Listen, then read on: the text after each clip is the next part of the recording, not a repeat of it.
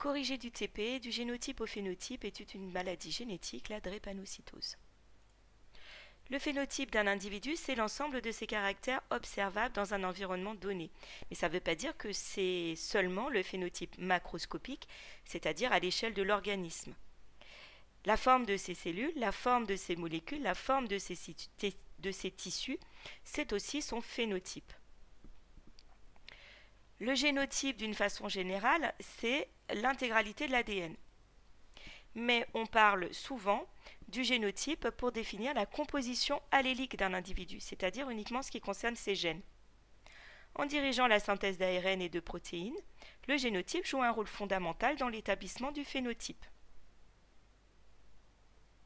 Afin de comprendre comment un génotype peut déterminer le phénotype à différentes échelles, on va étudier une maladie, la drépanocytose, car c'est la maladie génétique la plus fréquente en France. La problématique de ce TP, comment caractériser un phénotype aux différentes échelles et comment un phénotype se réalise-t-il. Pour résoudre cette problématique, il s'agit de définir le phénotype d'un individu drépanocytaire aux différentes échelles et d'établir le lien entre génotype et phénotype. Vous aviez ce tableau à compléter avec le phénotype macroscopique, le phénotype cellulaire, le phénotype moléculaire et l'origine génétique de la maladie. La première activité permettait de définir le phénotype d'un individu drépanocytaire à différentes échelles et tout d'abord à l'échelle macroscopique. La drépanocytose est aussi appelée anémie falciforme. On parle d'anémie parce que les individus ont une diminution soit de leur hémoglobine, soit du nombre de leurs hématies, c'est-à-dire de leurs globules rouges. Les personnes atteintes de cette maladie donc souffrent d'une anémie plus ou moins grave, c'est-à-dire une perte de globules rouges ou d'hémoglobine plus ou moins importante, des essoufflements, des vertiges lors d'un effort et de maux de tête. Ceci peut s'expliquer par, justement, le manque d'hémoglobine ou le manque d'hématies. En effet, l'hémoglobine porte le dioxygène à l'intérieur des hématies jusqu'aux organes. Si les individus n'ont pas assez de globules rouges, les organes ne vont pas recevoir assez de dioxygène, ce qui se traduit au niveau du cerveau par des maux de tête, au niveau général par de la fatigue, et bien sûr par des essoufflements, puisque l'individu va compenser son manque de dioxygène au niveau des organes par une respiration accélérée afin d'essayer de faire rentrer plus de dioxygène dans son sang au niveau de ses poumons. On constate que des douleurs articulaires accompagnent ces symptômes. On pouvait remplir la première ligne du tableau, le phénotype macroscopique. Chez l'individu sain, aucun symptôme, on pouvait marquer aussi normal. Chez l'individu drépanocytaire, il s'agissait simplement de recopier les informations qui étaient données ici. Le document B permettait de comprendre l'origine des douleurs articulaires. En effet, les hématies chez un individu drépanocytaire, quelques-unes, un certain nombre sont déformées. Elles ont une forme de faucille et elles vont en fait s'accumuler dans les plus petits vaisseaux sanguins qu'on appelle les capillaires. Comme ils sont très étroits, normalement les hématies se déforment, s'aplatissent, elles sont souples, elles peuvent s'aplatir et elles se glissent très facilement, même dans les plus petits capillaires sanguins. Dans le cas de l'anémie falciforme, les hématies sont moins souples, elles se glissent moins bien dans les vaisseaux, elles ont tendance à y rester coincées, ce qui fait qu'au-delà du vaisseau, les organes, la partie de l'organe irriguée par ce vaisseau ne reçoit plus de dioxygène. Et lorsque ça se produit dans les vaisseaux qui irriguent les articulations, cela se traduit par des douleurs articulaires.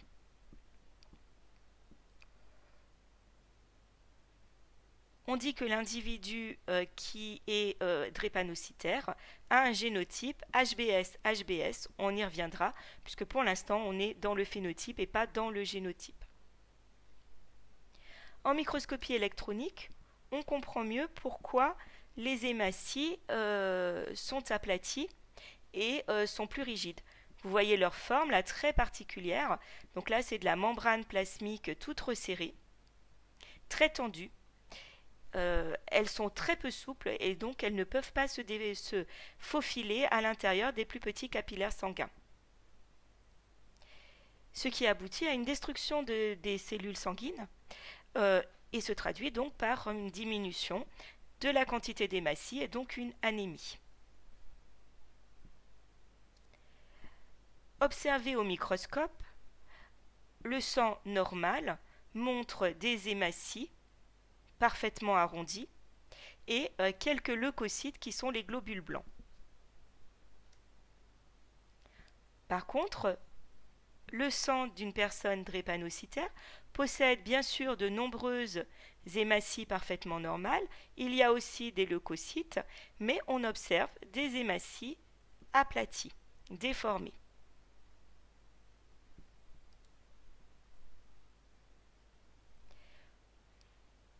Une fois légendées les photos, eh bien, on pouvait les rajouter dans le tableau au niveau du phénotype cellulaire, puisque les hématies sont des cellules. On pouvait compléter par une petite phrase avec des hématies de forme normale, biconcaves, et des hématies déformées, falciformes, c'est-à-dire en forme de faucille. L'activité 2 permettait d'expliquer l'origine moléculaire de la drépanocytose. L'hémoglobine, vous l'avez déjà étudié dans un TP précédent, c'est donc une molécule contenue dans les hématies.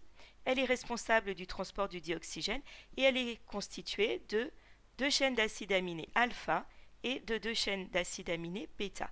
Si vous avez bien retenu votre cours sur le chapitre 5, eh bien vous savez que ce type de protéine est dite quaternaire puisqu'elle est formée de 2 chaînes d'acides aminés différentes. Il existe des maladies liées à l'existence de formes différentes de l'hémoglobine. On parle d'hémoglobinopathie. La drépanocytose est une hémoglobinopathie caractérisée par une chaîne bêta de l'hémoglobine, une chaîne bêta anormale. On dira que cette hémoglobine est une hémoglobine S pour cyclémique. Elle est capable de s'associer à d'autres chaînes elle est capable de s'associer à d'autres hémoglobines afin de former des fibres qui vont déformer les hématies. L'hémoglobine normale est appelée HbA. Pour visualiser la molécule d'hémoglobine, eh bien, on utilise le logiciel Limmol. Et on joue sur la représentation afin de mettre en évidence les éléments importants de la molécule. Donc ici, montrer que la molécule d'hémoglobine est formée de 2 chaînes alpha et de 2 chaînes bêta que j'ai choisi de représenter de la même couleur afin de bien montrer qu'il y a 2 chaînes identiques 2 à 2 dans la molécule d'hémoglobine. L'hémoglobine drépanocytaire, que j'ai représentée exactement de la même façon, 2 chaînes bêta violettes, 2 chaînes alpha vertes, montre que les chaînes bêta sont liées ici. Lorsqu'on allait regarder la séquence, eh bien, on pouvait connaître le nom de l'acide aminé responsable de cette liaison ou des acides aminés responsables de cette liaison. Donc on cliquait sur séquence dans le logiciel et on mettait en évidence que dans la chaîne bêta, il y a des acides aminés Val, alors que dans la chaîne bêta normale de l'hémoglobine non drépanocytaire, il y a un acide aminé Glu. On pouvait donc compléter la représentation de la molécule d'hémoglobine drépanocytaire en choisissant une représentation différente pour nos acides aminés coupables, un acide aminé Val pour chaque chaîne d'hémoglobine, bêta. On s'organisait pour placer la molécule dans une position où on voit bien l'acide aminé Val reliant 2 chaînes bêta. Et on pouvait aussi, dans la molécule d'hémoglobine normale, visualiser l'acide aminé normal donc l'acide aminé glu que j'ai choisi de représenter d'une couleur différente. Le document C dans le livre permettait de comprendre pourquoi la présence de cet aminé Val aboutit à former des fibres à l'intérieur de l'hématie. L'acide aminé Val est un acide aminé particulier parce qu'il est hydrophobe, c'est-à-dire qu'il est repoussé par les molécules d'eau.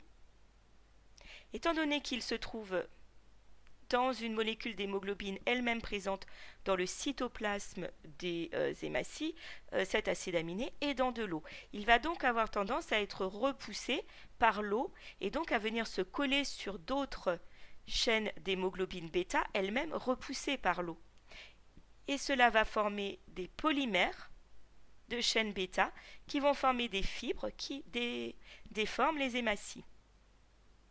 Cet assemblage de fibres d'HBS est favorisé par une faible teneur en dioxygène. On pouvait compléter le tableau au niveau du phénotype moléculaire en rajoutant dans le tableau nos dessins légendés. Donc l'hémoglobine normale, l'hémoglobine drépanocytaire, et on ajoutait quelques informations écrites. Le nom de la molécule, puisqu'on apprenait que c'était HBA ou HBS. Le nom de l'acide aminé, en position 6, le normal acide glutamique et le anormal valine.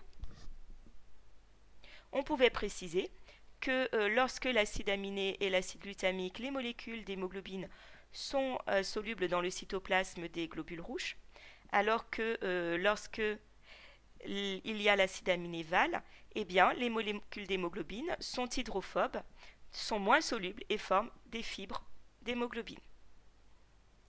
La dernière activité permettait d'expliquer l'origine génétique de la drépanocytose à l'aide du logiciel Anagen.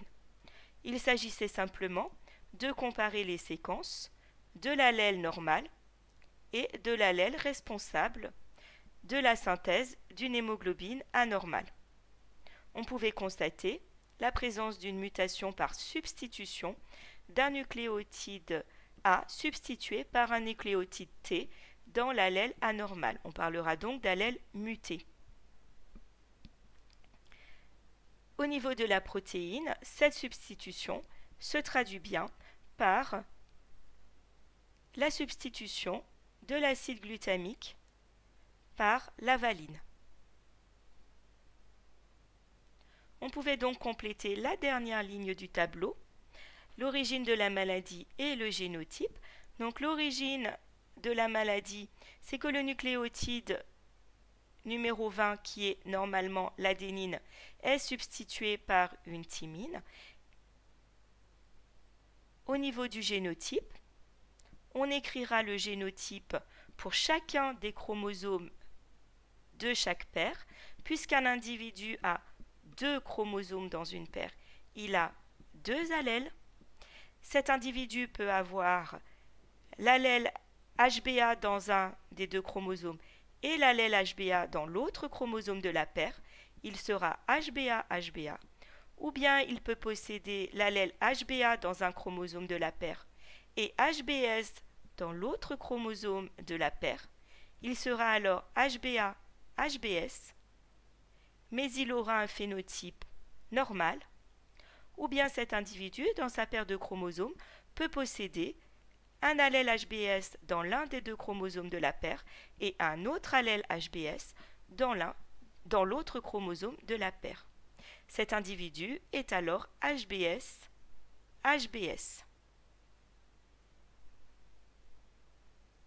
Voici le tableau entièrement complété. On a bien mis en évidence que le génotype, c'est-à-dire les allèles, se traduisent par un phénotype au niveau moléculaire avec des protéines qui peuvent être différentes, que ce phénotype moléculaire peut modifier le phénotype cellulaire, ce qui aboutit à un phénotype macroscopique différent. On a donc bien répondu à notre problématique.